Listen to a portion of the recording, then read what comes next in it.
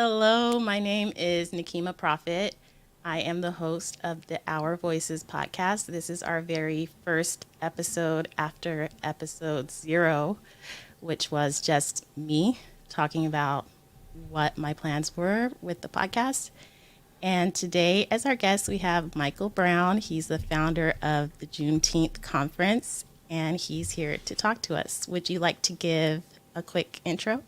Oh, sure.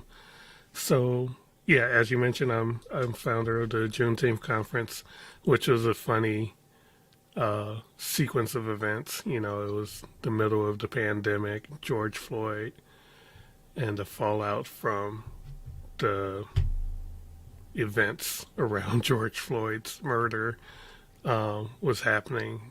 I think a lot of the energy came because people were locked in their houses and were paying attention for the first time, and like it just zoomed throughout the U.S. and like I was uh, I was thinking, I was just sitting there in this moment. It was my first anniversary at Microsoft, which like it was an odd sequence or confluence of events because it should be a time of celebration for me. I was like reflecting on like what I did, but like it's like how can you celebrate during this time period with what's going on? And I just happened to be watching TV and the Juneteenth episode of Blackish came on. I'm like, oh yeah, Juneteenth is coming up. I'm like, and I kind of sat with that and thought about how, you know, even with the first Juneteenth celebration, it was a memorial of like a momentous occasion for them. But of course, everyone knew there was more work to do, but they still took the time to celebrate and I guess reflect on um, where they have been, where they've been since that moment. And so I thought, like, in the same way, we should be able to take time to, like, even in the midst of all this turmoil, to recognize our success, our achievements, and to celebrate, and then also to, gird up for the rest of the battle. And so that was like 2 weeks before Juneteenth, and I had no idea how it would happen, but the community came around, the community wanted it, and so we were able to successfully launch it in that time frame. So it was exciting for me. That's amazing that it came together in just 2 weeks. Like, I never knew that. But yeah, so this is the first episode. I apologize in advance for the awkwardness or the inexperience, but this is my first time hosting a podcast also. So everything is new. And the point of the podcast was to ask people to tell me a story. So I already have a little bit of an idea of the story that Michael's going to tell us, but I'm really interested in learning more. So if you're ready, we can go into the storytelling portion of the Oh yeah. podcast. So I guess my story starts when I was back in 1985. I was 8 years old, and my grandmother uh, brought a computer for for the family, but like she had seen me we had gone prior to the Museum of Science and Industry, and they had a big exhibit around computers and how technology was going to change the workforce and everything back in '85. And she saw how like fascinating, like the museum is like this huge, like I don't even want to count the square feet. It's like so many, like that room itself is probably about 4 or 5 thousand square feet, and there are like so many other exhibits and rooms and locations in the museum. But we spent so much time there because I was just so engrossed in it. So she saw how it captivated me and got my first computer, and that was more or less love at first sight for me. Um, and going forward, like I learned how to program. Ended up, uh, you know, loving loving the craft, loving the opportunity that that technology brought to me. I realized as I entered my professional career that not everyone um, like me had that same opportunity, where they had a computer in the house from a young age. And, to further tell my background, like I grew up in Chicago. My coming of age years, my teen years, were in the middle of the Chicago drug wars. The neighborhood I lived in was called Terror Town. To give Wow. you an idea, it's like there's a rapper who's out there now who like proclaims that's where he grew up, and like I don't doubt it, but like it's we were situated basically near turf wars, basically, and like it was bad, like my school. I remember my in elementary school, we we were using like outdated books, like like we had books that were handed down from prior classes in front of us, and like you look at the date, there were like 10, 15 names on it prior to me. I'm like, okay. And like growing up, you kind of see all of this as normal because that's what you've been exposed to. It wasn't until I grew up, grew up, had a family, and really prioritized whenever we moved, make it, making sure a good school district was, it's like, and so as I was entering into my professional career, really when I was in college, I managed to get a scholarship into a prestigious college. They only do undergrad, but it was a liberal arts college, and it was my first exposure to like wealth. Like that was like the schools had a a minority orientation program, but it wasn't really so much that I was a minority that made me feel left out or external. It was the difference in social class. It was my first time being around rich black kids. Like I understood rich white kids. That was typical. Like I went to a prep college prep high school, and so I understood how to interact with them, what to expect in that environment. But I just couldn't relate, and it was weird. It really made me feel isolated in terms of being around rich black kids because they couldn't understand me, I couldn't understand them, and it just confused me a lot. You know what I'm saying? Could Um, I interrupt for a second? When yeah. you went to college, yeah, this college that you had the scholarship for, was it to study computer science or something else? So that's an interesting story. So, like I said, technology for me was love at first sight, and like when in eighth grade they ask, "Oh, what do you want to pursue as a career?" I'm like, "I want to be a computer programmer." And my mom was like, "Why do you want to be a computer programmer? You can't make any money doing that." Oh, wow. So, and realized that her experience, she's a boomer, and so like computing in her, when she was younger, when she was actually starting her career, computing was more or less secretarial work. Hmm. So it's like, so she didn't understand or grasp on to the fact that, technology would become what it has become today. It's like a sea change. It's interesting because I got to live during the dawn of the internet and see how things were before and things are after. It's like no one could have predicted that we'd have, you know, access to the world's knowledge in our pocket before Yeah, they it used to tell happened. us like you're not going to have a calculator with you all the time, so you better Right. learn how to do the math Yeah, in your but head. no, we have a calculator. We have a what? Everything. It's a Supercomputer. camera, Yeah. calculator. Our my phone is more powerful than the first computer I bought in college.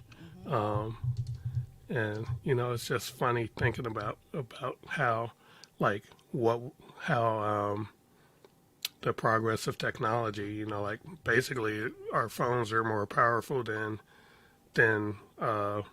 mainframes back in the '60s. It's like, and it's in our pocket versus a full room. Right.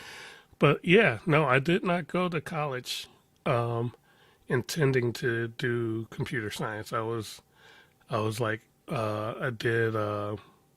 I enjoyed Greek and Latin in high school, being in a seminary, and so I continue. I was like, okay, I want to do classical studies, and like when it came time to take I had to do work study as part of my financial aid package, and I was like, okay, well, I could work in the cafeteria, I could work in the library, or I could do student help desk. And so I did student help desk, and one of the managers was like, why aren't you taking comp sci? You know so much about computers. I'm like, I don't know, I'll try it out. And so I ended up transitioning my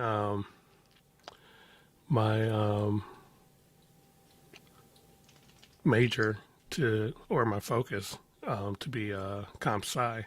But I didn't finish there. I like ended up leaving before I got my degree. That's why I'm like uh, X years old trying to complete my degree right now. I'm actually enrolled in WGU for a bachelor's in computer science.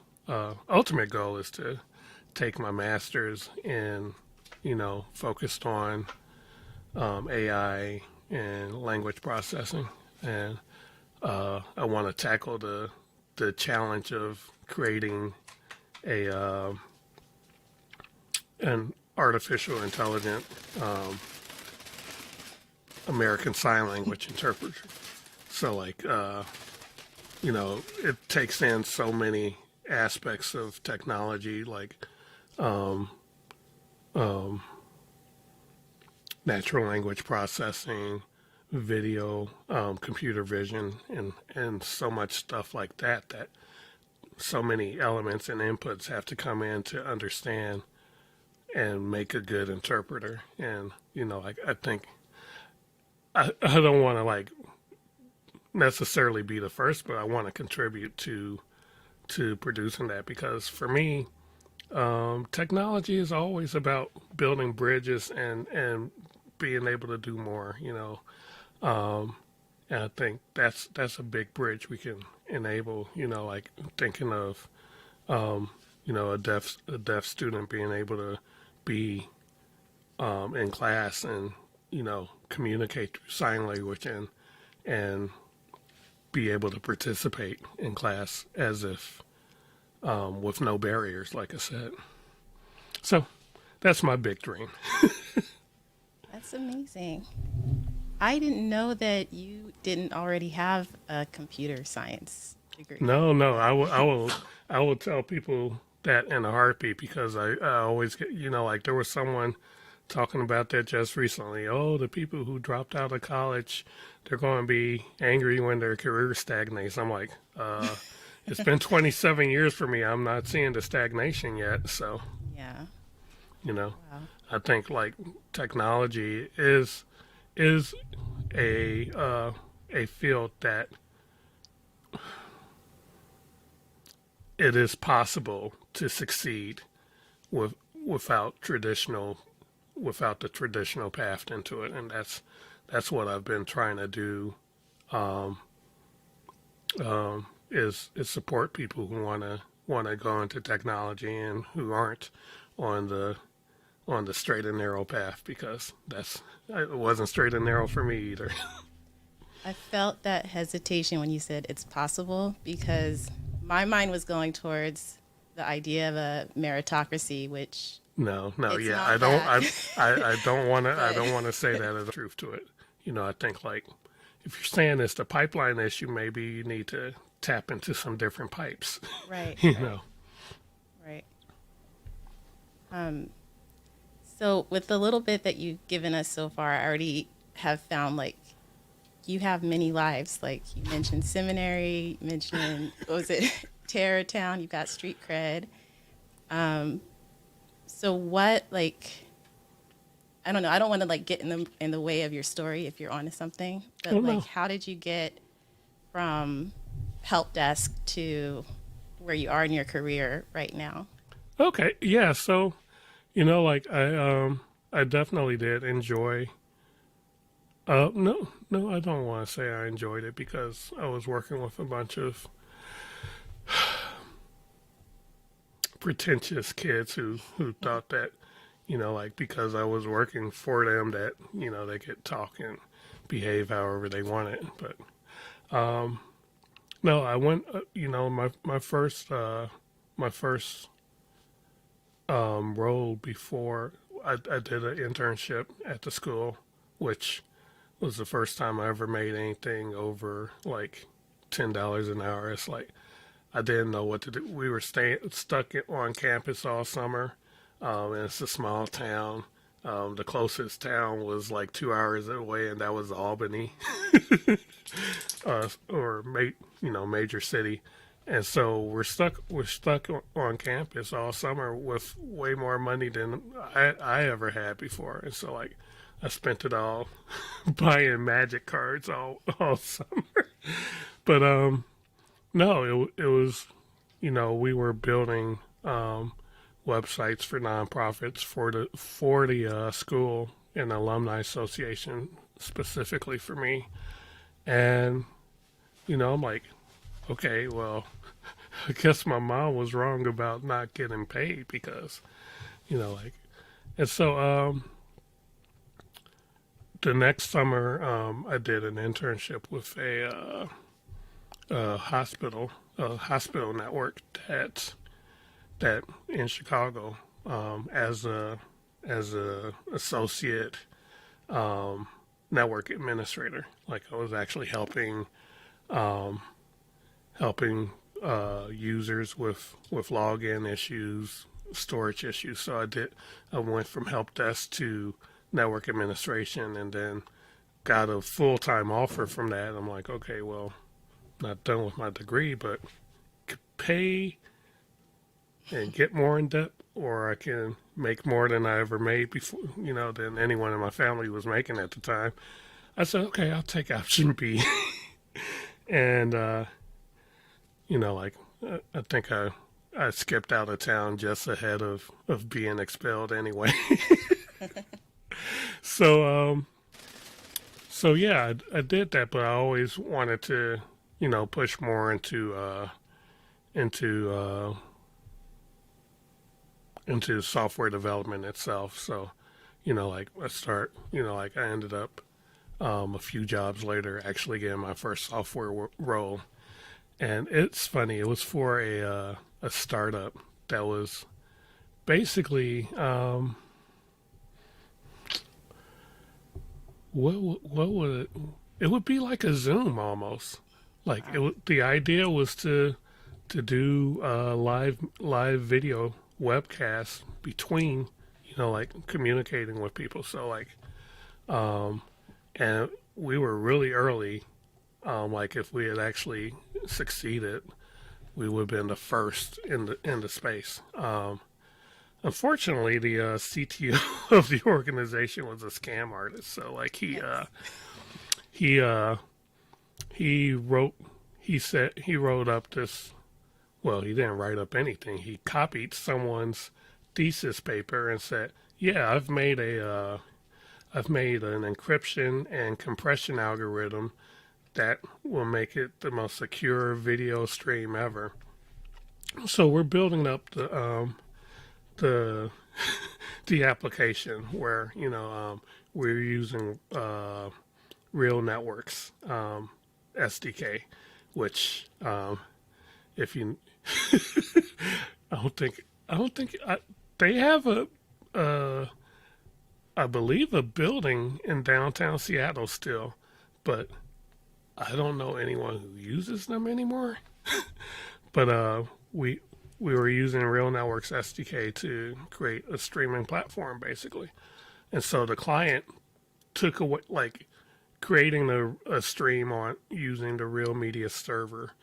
Uh, it was like a production operation. So like we made a client that simplified that and a front end server that made it all easy to set up that connection from one person to another. And like we had like a friends list where you could say I could click on your name and set up a video chat like that. We had it working, and while we're demonstrating this to the CEO, the CTO makes this comment like, "Oh yeah, it's using my algorithm right now," and I'm kind of confused because I was working with all of the code, so I had done all of the code, and not once did I write a compression or a call to a decompression in the code. So how is it using your algorithm? Like you can't just sneak it in there and like it just magically work. At some point we have to like operate with it. So I'm not saying this because I'm like, man, terrified because I'm like, okay, if this guy, I just didn't know what to do or to say because it was like obvious dude was scamming, and eventually he kind of picked up that I knew that he was on something, and so he made up this whole scenario where he started yelling at me and like threatening me, and he's like, "Yeah, if you don't get out here, I'll call the police." I'm like, "Wait, what?" And so he told the rest of the team that I was threatening him and yelling at him, and I'm like, "Well, that's not what happened." Like one of my coworkers, we're still in touch with each other. He's like, "Wow, man, that is the craziest thing I've ever been through." I'm like, "I don't know. No one." He's like, "I've told people about this, and no one believes me." But yeah, it's like it went from being so promising to yeah, blowing up because dude was more intent on keeping a scam alive than like, hey, we've got something working. We could actually make a run with this. But yeah, and then like I became somewhat of a journeyman after that, and the hard thing for me is, you know, I I have a sleeping disorder, and it's what is this thing called? Sleep apnea, and like it requires medical intervention to care for it. And one thing about the U.S. health system is that without insurance, you're not really able to afford it. Um, and a lot of companies, when you join them, they're like, "Well, you're on probation, so you don't get access to the plan yet." So by the time probation is over, they're like, "Well, you're falling asleep." I'm like, "Yeah, because I have a health condition, like, and I can't take care of it because I don't have the money or the insurance approved yet." So yeah, it's the chicken and egg, and it's difficult to to deal with health or other disabilities in America's workforce because like it feels like the only value people see in you is how much money they can make Right. off of you. And once it's like I pushed myself to be at the pinnacle as a consultant, because like I eventually went into consulting not because like I wanted to be my own boss. It's because at that point the main reason to not be a consultant is for job security, but I didn't have any because of my health. And so I said, okay, well, if I'm not going to make that trade off for something that I don't get in return. I'm just going to be like, pay me. So like, like as a consultant, like your rate, you get paid a lot more. Of course, you don't get the the job security, but I didn't have it anyway. So since I didn't have it, I said, okay, well, I'll just get to take the higher pay. But it's difficult because, again, as a consultant, like no one's going to say, oh, yeah, that thing you did, it works so well, it's so great. Okay, what have you done this week? And so, it became a really bad cycle and it was depressing for me. It's like I almost ended up being in technology, went from like my dream job to like almost being a trap. It's like I felt like, what else can I do and make the money that I make? And it was the answer is always nothing. It's like, and like I have like I grew a family, and I couldn't just like, oh, let me switch careers now. So I don't know. It's been a journey, and eventually like as a consultant, I ended up moving into doing work in the cloud, and that drew Microsoft's attention. And then, like, I suddenly like realized, okay, employment in general doesn't suck. It's just finding the company that actually does what they say. It's like so many times I've heard, we invest in our employees, and it's just talk. And this is the only time, this is the only career or job I've had that I felt that was true. Yeah, when you were talking about that first startup, um, and the CTO being kind of like wilding out, um, it just made me think about how insecure it can feel to work at a startup. If you were to go back, you think that if you knew that the big company experience could be what it is, that you would have pursued it earlier? Oh yeah, so make no doubt, I pursued Microsoft since I was in college. It's Oh, like, wow. um, I actually applied here 5 times and got a no 5 times. And the sixth time, Microsoft reached out to me, and it sounds so wild, but I was like, I went through the first interview, and they're like, "Oh yes, we'd like to invite you up for a round of technical interviews." I'm like, I told my wife, I'm like, I don't think I should go, and she's like, why won't you go? I'm like, because it's going to be a no again. Why would I want to put myself up for that? It's like, and she's like, well, you get a free trip at least to Seattle. You love Seattle, and I'm like, but it's not free because I get paid hourly. So if I don't work, I don't get paid. So it costs me money to go to Microsoft. And she's like, no, just go. You'll have a good time. I know you'll enjoy yourself. And so it's fun. I think almost like the fact that I was going there with no, no expectations that I would get the offer, it made me more calm and relaxed, and I was able to shine through, and like like the uh well, I guess they liked me. But no, I also feel like I experienced a lot of the typical gatekeeping in my prior interviews. Of course, like having to do the white whiteboard, coding, quiz. It's like, I don't know. I understand. No, I don't. I'm trying to understand it. It feels more like that the whiteboard coding and those technical screens are more of a eliminator.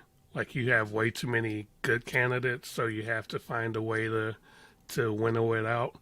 But it'd be great if there was no bias involved.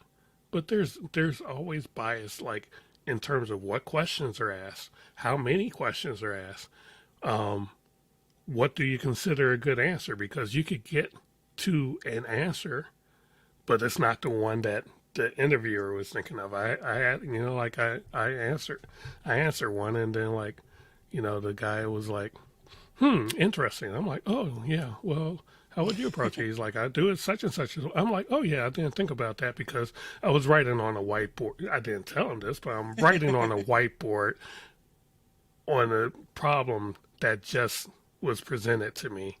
It's like I have no compiler, I have no Google. I have to figure this out on my own on the fly in front of a stranger who's judging me. Go figure. And so, like I've had colleagues with a little less melanin than us who said, like, yeah, well, I've never been asked to do a whiteboard coding. Like Oh wow. we had an interview and they gave me an offer. I'm like, oh, must be nice. Must be nice. So Yeah. what was it that kept you coming back though? Because you did one, two, three, four, five interviews before that. Um. So each time, well, the first time was like for internships, and like one of the tech recruiters came to campus, and I went and interviewed with him, and he was like, okay, well, we'd like to bring you on, and of course that didn't work and I'm like, okay, well, that's the internship. Like, I think each time after that, someone had invited me to like, oh, you should interview for this role. Like it was never like me like trolling and saying, oh, like, ooh, I'd like to do that. Like one time when I was an MVP for WPF, um, you know, someone mentioned, hey, we're hiring for the WPF designer and visual studio team. It was called Cider back then. You should come in because um, this is your space. I'm like, yeah, I should do that. And so I got interviewed, and it's like, okay, well, so at one point in the interview, and I remember every question that I've been asked in the interview. So like, one question was implement a no I to A, turn an integer into a string, or was it A to I? It was A to I because I could do I to A. Implement A to I, turn a turn a string into an integer, or was it I to A? It was I to A, and I froze. Like I couldn't even think of like where to start, and I was like, my mind was like, oh, well, it's something to do with bits. And so maybe I need to do some bit manipulation. And the guy's just looking at me and he's like, okay. And like, of course, like, it didn't even dawn because like I had solved A to I, which, turn a string into an integer. And I to A is just the reverse of that. So like A to I, you take the first letter, turn it into its number representation, multiply it by 10, add the next letter to it, blah blah blah until you get I to the end. know it's just now coming clear to me what what Yeah. the problem is. And so the reverse of that is you have like, let's say you have 19,411. Well, you look at the first digit. So there are two ways you could do it. The long way is you divide it out until it's less than zero, right? divide by 10 until it less than 0. So now you know how many digits to multiply by. And then you say, okay, multiply by 10, you get the 1. And then multiply by 10 again, you get 19. And multiply by 10 again, you get, and just do that using modulus. So, Okay, I thought I understood that question, but I would have no idea yeah, what to do. right. And so this is what I'm being asked to do on the fly on the whiteboard. On a And whiteboard. my brain just froze. It's like, oh my God. And another time I was invited by a former colleague who I worked with, and it was his team. Well, the team that he was on, he then controlled the team, who was interviewing. And yeah, it was an interesting event. Let me If say you that. could redesign the Microsoft interview, how would you find candidates that are suitable? That's funny because you know, I was part on a project called Rosa that we ran in our organization. So the funny part about Microsoft, everyone from the outside, Microsoft looks like just this big giant company. Hmm. Internally, it's like an umbrella company with like maybe a dozen or 20 or so self-contained companies. They work together. They coordinate. They affect each other. There's a big ecosystem there. But like they all have their own different like culture. Their own different style of work. Everything. So our organization was called CSE, Commercial Software Engineering, and during that same summer, a group of black employees in CSE came together and said, we want to focus on making our hiring practices more inclusive. And I joined that effort, and we had a number of recommendations. One of them that has turned into a pilot program throughout the company. One recommendation I gave was like given an option of a rather than whiteboard coding and a series of 5 1 hour long interviews that all start with, well, tell me about yourself. So people don't understand, like, for the interviewer, I'm just meeting you. Right. So I want to get like a quick introduction. I've At the end of the day, I've told 5 people about myself and like about what I've done and like answered questions about random points on my resume that you know and it's like I said, well, maybe we could consider a panel style interview where I don't have to waste my time doing repeating myself 5 times over. Like it's intimidating. Like because now you gotta be good at talking to a total stranger. You gotta be good at technology. You've gotta have so many skills to shine in the interview. And for instance, I have not once had to write I to A at Microsoft. Right. Go figure. I haven't had to implement my own queue or implement a queue using stacks or any of those questions that have been asked over. So, like I thought, one thing we could do is provide a take home assessment. And of course, that's going to lean toward people who have the time, but I also think it would take the onus of on the spot demonstrations Uh-huh. of technical skill off, so like it'd be an option rather than like this is how we do it. This is an option. You can do it in a panel style, or you could do it via the series of interviews.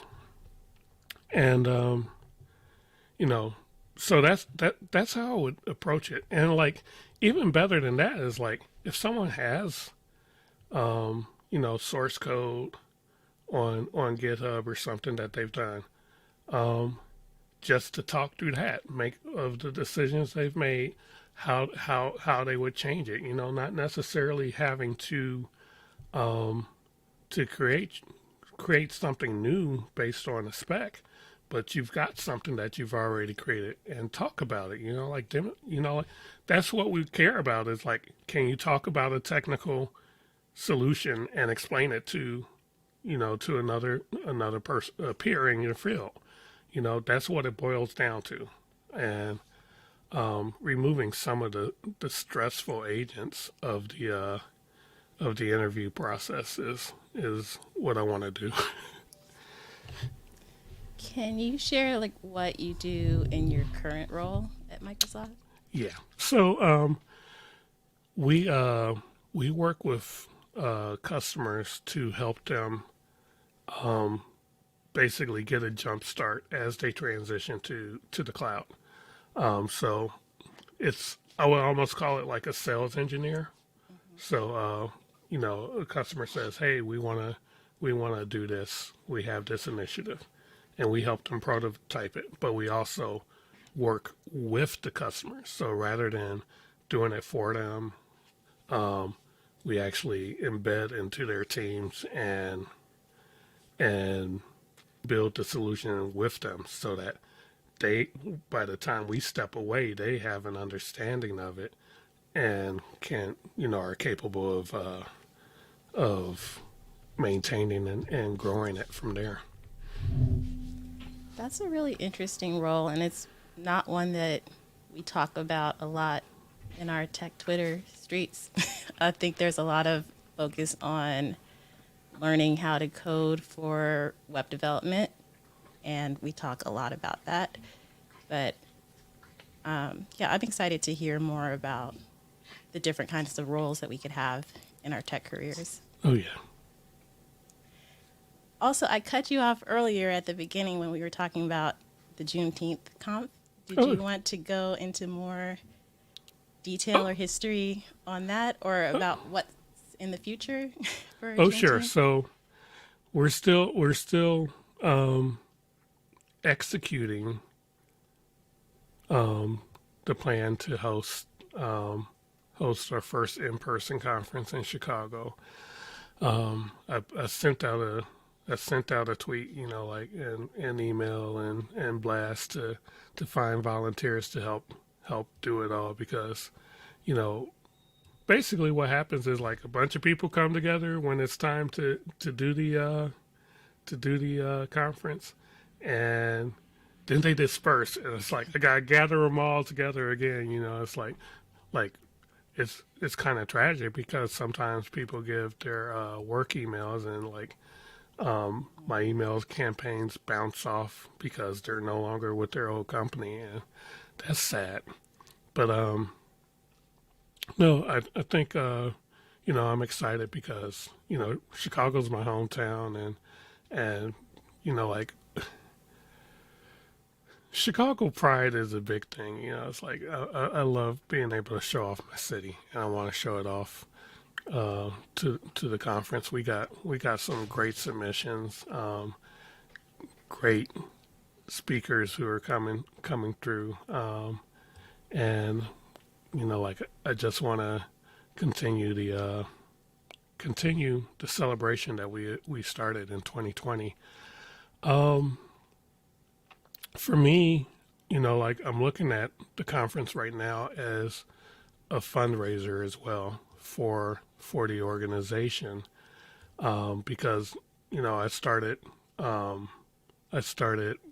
the idea of a internship program and we're looking at doing it for high school students, and the idea being that we could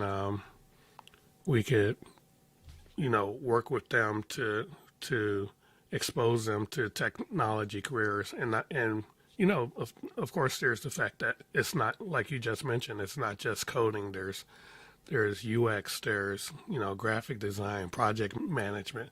So many other roles that go into to creating software, and like a lot of people just assume like, oh, I'm not math inclined. I'm not technology inclined, and that's there are other spaces to fit in there.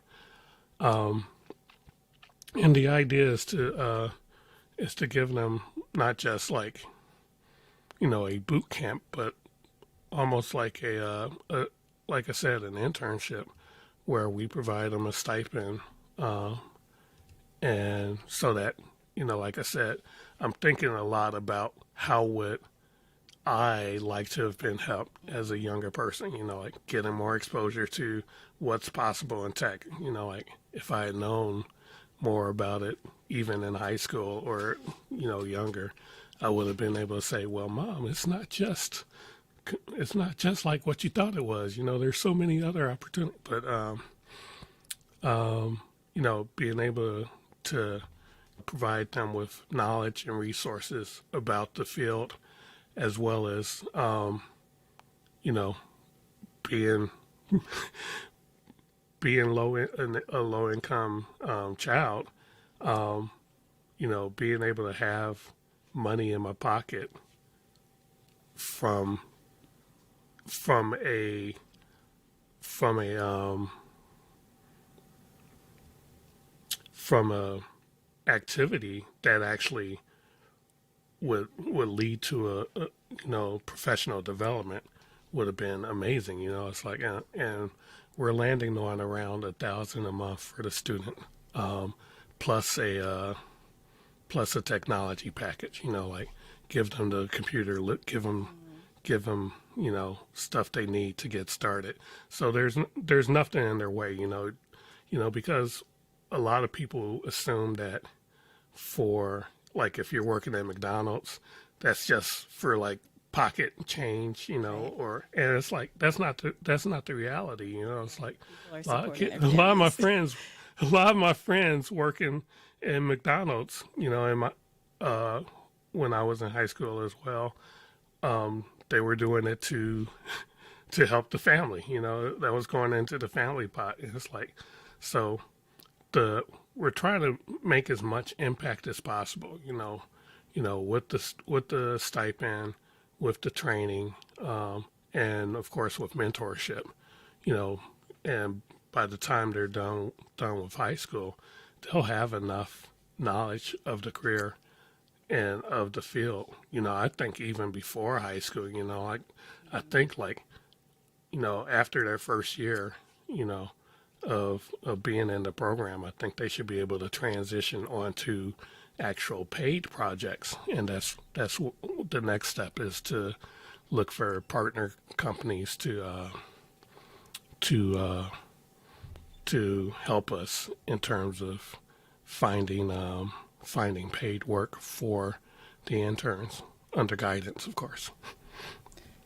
What I like about that is, well, it addresses the so-called pipeline Hmm. problem, which we know is not really the problem. But it also, like, to me, it feels respectful towards the intern. Like, you're getting them involved on this level where, hey, we picked you, you belong here, we're going to pay you for your work. Like, there's so much insecurity and, yeah, I guess insecurity will suffice. But for people who are like my age, who are switching into this career and coming from a non technical background, people feel like they don't belong. And then you're treated like you don't belong. And then you're treated like you're lucky to be here. Yeah. So I like the idea of getting people used to the idea that they belong and that they are going to be paid for doing their good work. Oh yeah. Yeah. Like I said, it's like I said, as much as possible, it's what would have helped me at, at a younger age. So is there an open CFP for the Juneteenth conf, or is it No, we closed it finished? off. Okay. And when does that happen this year? So we are looking at June 15th and 16th because the 19th is a Monday and the 18th is Father's Day. So we don't want to like interfere with that. But we think the weekend before, would be a good opportunity for people to gather and celebrate. Yeah, so we actually are at the end of our time, which is like amazing. I'm really glad that you came and like you're my first guest, and I wanted to ask you about your background, and also, do you identify as a nerd or a geek, and which one, if any? So I've definitely, I was called a nerd quite often as a kid. So like I was the kid who was getting A's in science and math, and uh, but no, but I also like I've embraced geek culture as well. It's like you see my array of board games and magic cards. So I'm both. What's the difference? Do you know? Is there a difference between nerd and geek? So like I think nerd is, like I was definitely a know-it-all, and like and flaunting my know-it-allness, like and and I think sometimes nerds have social interaction issues, so I was nerdy definitely, but like geek, I think geek is around cultures. It's like like I'm a board game geek. I'm a comic book geek. Like I'm like having a bunch of fun with the MCU because like all of the stories I've read when I was younger are just like coming on screen now. It's like but yeah, I think that's the sole difference between them. It's like about um, you know, you could be a geek without being a nerd. You could be a nerd without being a geek, or you could be a nerd and a geek. Very cool. But yeah, thank you so much for joining me. Um, I don't even know how to like end this thing, but that I guess that is the end of episode 1 with Michael Brown. It's great chatting with you. Same. Hey, this is Nikima from the future. This was the first podcast episode recording for the Our Voices podcast, and I really didn't know how to end it. Still working through the learning process of all of this. But yeah, thank you. Thank you for listening if you made it this far. And extra special thanks to Michael Brown for being my first guest, even though they will be coming out kind of out of order because I published an episode before this one will be that we recorded on Twitter. So, but this was my first interview. So super special episode, and thank you for being here for it.